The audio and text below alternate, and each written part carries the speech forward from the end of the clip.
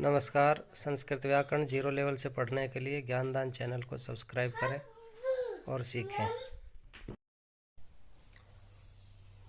प्यारे छात्रों, आज की कक्षा में हम चर्चा करने वाले हैं संयुक्त वर्णों पर। वास्तव में संयुक्त वर्ण क्या होते हैं, किस तरीके से काम आते हैं, किस तरह से हम इनकी संधि में काम लेते हैं, किस तरह से संधि होती है, विच्छेद होता है, किस तरीके से हम इनका वर्ण विच्छेद करते हैं, ये सारी चीजें आज हम इसमें सीखेंगे। जब हम पहली कक्षा में दूसरी कक्षा में वर्णमाला पढ़ते हैं, अंत में हम 3 वर्ण पढ़ते हैं। कौन कौन से?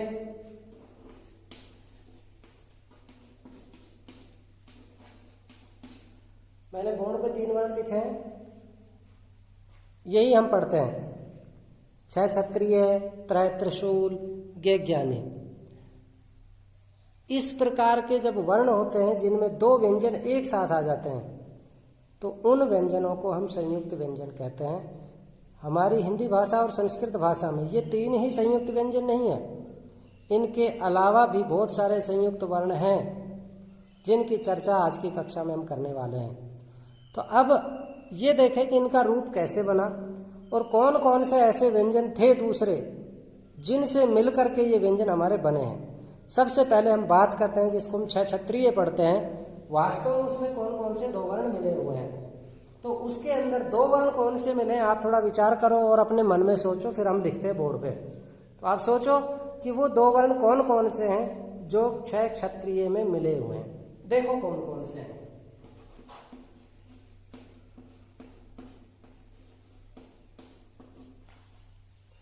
इसमें 2 व्यंजन मिले हुए हैं। पहला व्यंजन है क और दूसरा व्यंजन है ष, जिसको हम षटकोण वाला स कहते हैं। ध्यान रखो, इसमें सीधा वाला स, सलेट वाला स नहीं है, शलगम वाला स भी नहीं है, षटकोण वाला स।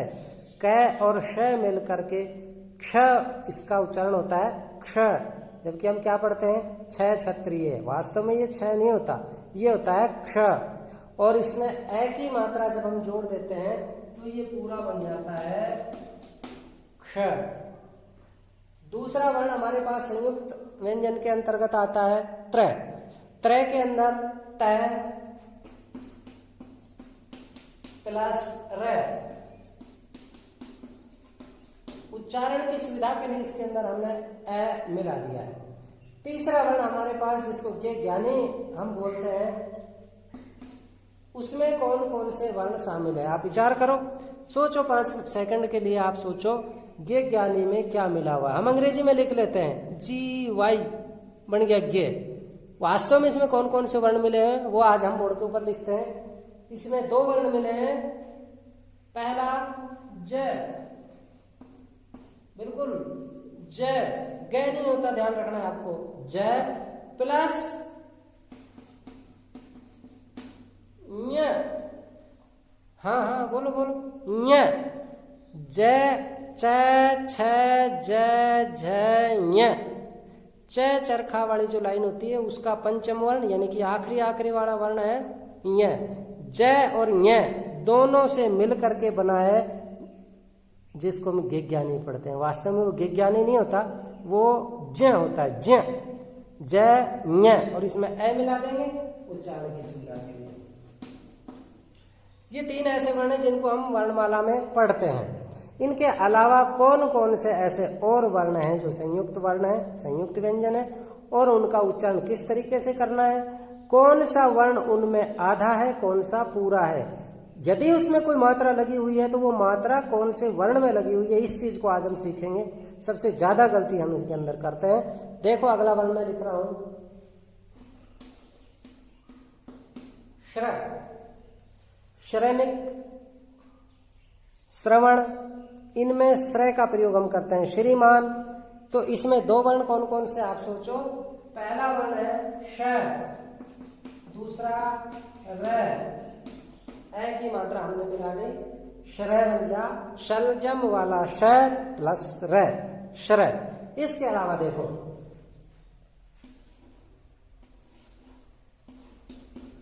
विद्यालय शब्द हम लिखते हैं तो उसमें बीच में हम लिखते हैं द्य। वास्तव में उसमें द्य होता है, वो ध्य नहीं होता। बहुत से छात्र उसको विद्यालय पढ़ते हैं, विद्यालय नहीं होता, विद्यालय। इसके अंदर दो वर्ण मिले हुए हैं, दो व्यंजन मिले हुए हैं, द और य।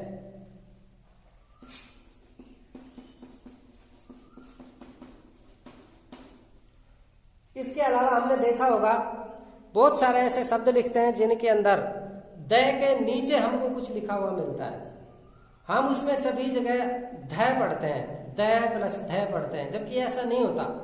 हर बार उसमें अलग व्यंजन होता है, तो द के साथ में व्यंजन हमको मिलता, जैसे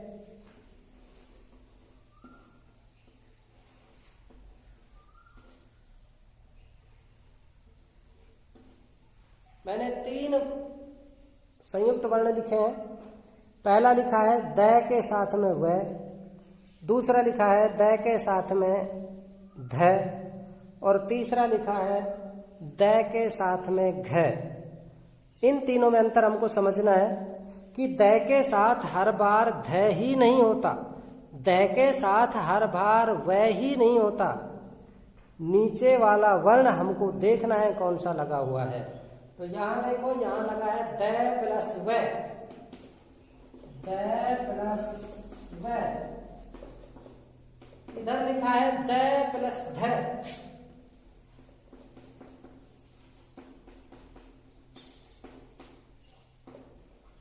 और नीचे लिखा है द प्लस घ, द प्लस घ। तो छात्रों समझ में आ गया होगा संयुक्त वर्ण क्या होते हैं, संयुक्त व्यंजन क्या होते हैं। जब दो व्यंजन बिना किसी स्वर के बीच में आए, आपस में एक साथ में आ जाते हैं, तो वो संयुक्त व्यंजन कहलाते हैं। अब इन संयुक्त व्यंजन में हमको देखना यह है कि संयुक्त व्यंजन में जो मात्रा लगी हुई है वो कौन से वर्ण में लगी हुई है। जैसे देखो यहां पर क्ष लिखा हुआ है, अब इस क्ष में मान लो हमको बनाना है क्षीर, तो यहां मैं लिखता हूं क्षीर। क्षीर सागर शब्द आपने सुना होगा, तो क्षीर शब्द देखा हमने, क्ष के अंदर बड़ी ई की मात्रा लगी हुई है। अब मुझे ये बताओ कि ये जो बड़ी ई की मात्रा लगी है, क्योंकि जो क्ष शब्द है क और श से मिलकर बना है, तो ये जो बड़ी ई की मात्रा है ये क वर्ण में लगी है या श वर्ण में लगी है, ये हमको ध्यान देना है। तो ध्यान रखना है जो वर्ण बाद में आएगा उसी में ये मात्रा है। तो यहां दो वर्णों में से आधा कौन सा हुआ, क आधा हुआ, अर्थात उसमें कोई मात्रा जुड़ी हुई नहीं है, और श पूरा हुआ, अर्थात जो भी मात्रा लगी हुई है वो श में लगी हुई है। अगर हम क्षीर लिख रहे हैं तो क श प्लस ई की मात्रा यहाँ पे है शी।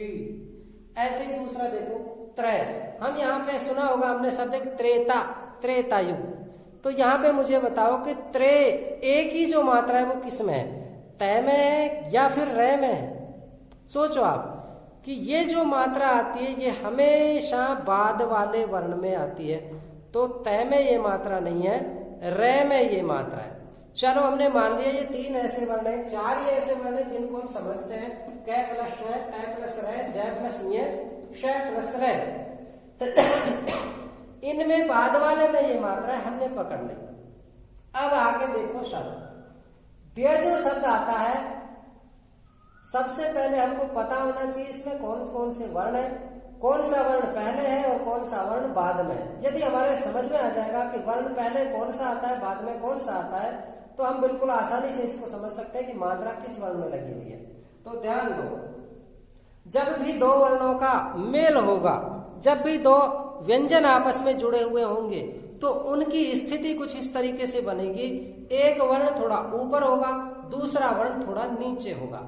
बस यही चीज आपको पकड़नी है, और इसी से आपके समझ में आ जाएगा आधा वर्ण कौन सा है, पूरा वर्ण कौन सा है, मात्रा कौन से वर्ण में लगी हुई है और मात्रा कौन से वर्ण में लगी हुई नहीं है। इसका बिल्कुल सिंपल सा तरीका है, जब कोई भी दो वर्ण एक साथ जुड़ेंगे उनको संयुक्त व्यंजन कहेंगे, और संयुक्त व्यंजन जब आपस में जुड़ेंगे तो उनकी स्थिति एक व्यंजन ऊपर तो दूसरा व्यंजन नीचे थोड़ा सा हमको नजर आएगा, और उसी के आधार पे हम पहचान कर लेंगे कि कौन से में मात्रा लगी हुई है। अब इसका नियम आप ध्यान से सुन लो। जब दो वर्ण आपस में, दो व्यंजन आपस में जुड़ जाते हैं, संयुक्त व्यंजन बन जाते हैं, तो ऊपर जो स्थित व्यंजन होता है वो हमेशा आधा होता है और उसकी स्थिति पहले होती है। फिर से समझ लो, जब दो व्यंजन जुड़ते हैं, ऊपर जो व्यंजन होता है उसकी स्थिति आधी होती है, अर्थात उसमें कोई भी मात्रा नहीं होती है, और जो व्यंजन नीचे हमको दिखाई देता है, अर्थात जो नीचे हमको दिख रहा है मात्रा उसी में लगी हुई है, तो हमें उसको पहचान करना है। ये सारी चीजें हमें वर्ण विच्छेद करने में, संधि विच्छेद करने में और संधि बनाने में काम आने वाले हैं, इसलिए इसको पूरे ध्यान से आप सीख लीजिए। इन शब्दों के अलावा, इन वर्णों के अलावा मैं कुछ और लिख रहा हूं जहां पे हम सबसे ज्यादा अटकते हैं। जैसे प्रहलाद शब्द होता है, ल और है मिले हुए होते हैं, आवाहन शब्द होता है, चिन्ह शब्द होता है, वहां हम कंफ्यूज हो जाते हैं, हम उसको उच्चारण गलत कर जाते हैं। तो इस चीज को हम जब सीख लेंगे तो हमारा उच्चारण भी बिल्कुल सही होगा। फिर से देखो आप, और वर्ण में लिख रहा हूं यहाँ पे, और ऐसे कुछ उदाहरण लिख रहा हूं।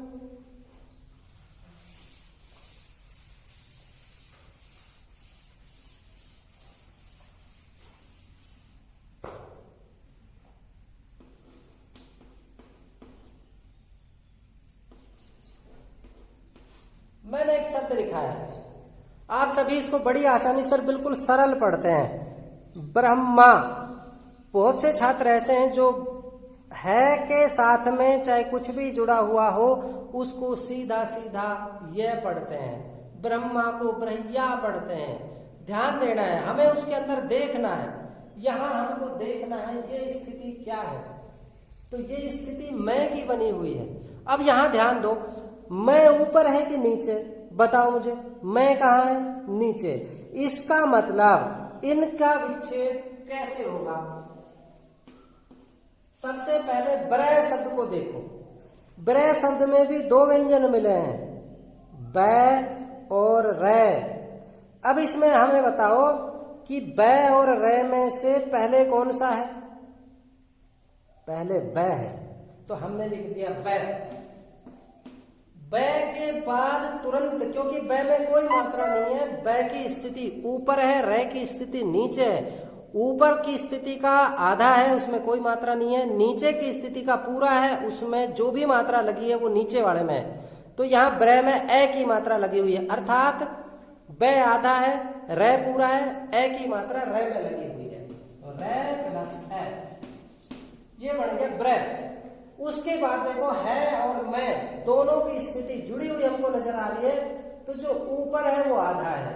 ऊपर कौन है? नीचे किसकी स्थिति आ रही है? मैं। तो है आधा हो गया, मैं हो गया। अब मैं के बाद इनमें मात्रा कौन सी है? आ की मात्रा है, तो जो आ की मात्रा है वो मैं में लगी हुई है। किस में लगी है? मैं में लगी है।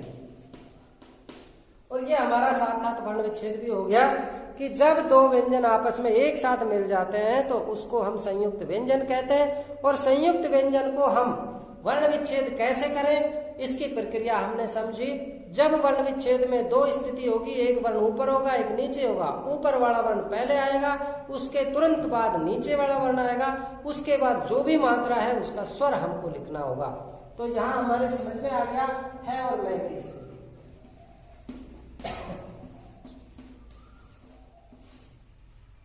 यहां पे देखिए, मैंने एक शब्द लिखा है आह्वान। बहुत से छात्र इसमें गलती करते हैं, उसको पढ़ते हैं आवाहन। वास्तव में ये आवाहन नहीं है, आह्वान। क्यों है आह्वान? देखो, सबसे पहले आ है, उसके बाद है के साथ में दो व्यंजनों की स्थिति हमको नजर आ रही है। पहला है और दूसरा वह। अब हमें समझना है नियम के अनुसार, जब दो व्यंजन जुड़े हुए हैं, ऊपर वाला आधा, नीचे वाला पूरा, जो भी मात्रा है नीचे वाले में, तो हम इसका विच्छेद कर देंगे। आ प्लस है पहले आएगा, वह नीचे है, वह बाद में आएगा, आ की मात्रा वह के बाद आएगी।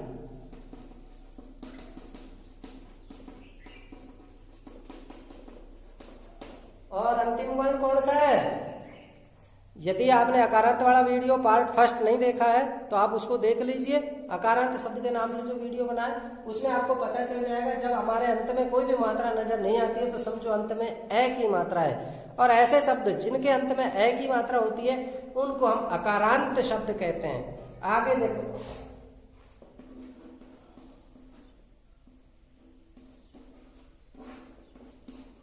हमने एक शब्द लिखा है प्रहलाद। इसमें दो संयुक्त व्यंजन है, नंबर 1 प्र और नंबर 2 है प्लस लय जुड़ करके हिला बना।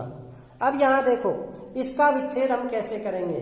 वर्ण विच्छेद करना हम सीख रहे हैं, साथ साथ हम संयुक्त व्यंजन भी सीख रहे हैं। सबसे पहला प, उसके बाद र, क्योंकि प ऊपर नजर आ रहा है, र नीचे नजर आ रहा है। जो भी मात्रा इसमें है, इसमें कौन सी मात्रा है प्र में, बताओ प्र में कौन सी मात्रा है, ए की मात्रा।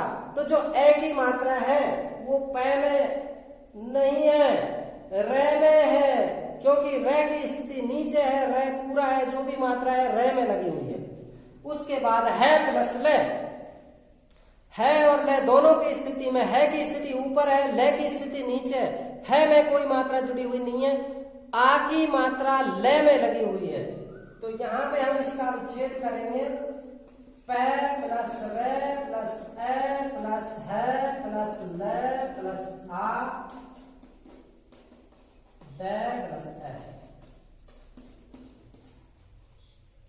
जब दो व्यंजन आपस में मिलते हैं तो उनको हम कहते हैं संयुक्त व्यंजन। ऊपर वाला आधा, नीचे वाला पूरा, जो भी मात्रा है नीचे वाले में है, ऊपर वाले में नहीं है।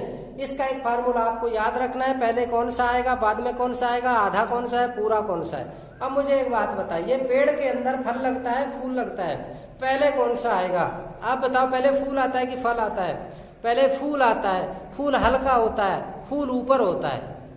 फल लगेगा, उसकी स्थिति लटक जाएगी। फल होगा, पूरा होगा, भारी होगा, नीचे होगा। बस यही बात आप समझ लो, जो ऊपर होता है वो हल्का होता है, नीचे होता है जो भारी होता है। ऊपर है अधूरा है, नीचे है जो पूरा है। ऊपर वाला पहले आता है, नीचे वाला बाद में आता है। इसी नियम से आप संयुक्त व्यंजन को पढ़ सकते हैं। संयुक्त व्यंजन में जो ऊपर की स्थिति वाला है उसको हमें पहले लिखना है, पहले पढ़ना है।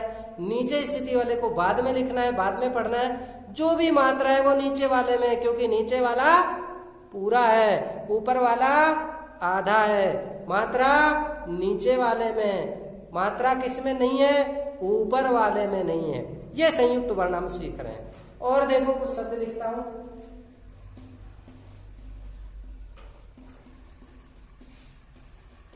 सिद्धांत शब्द मैंने लिखा, विद्वान शब्द मैंने लिखा,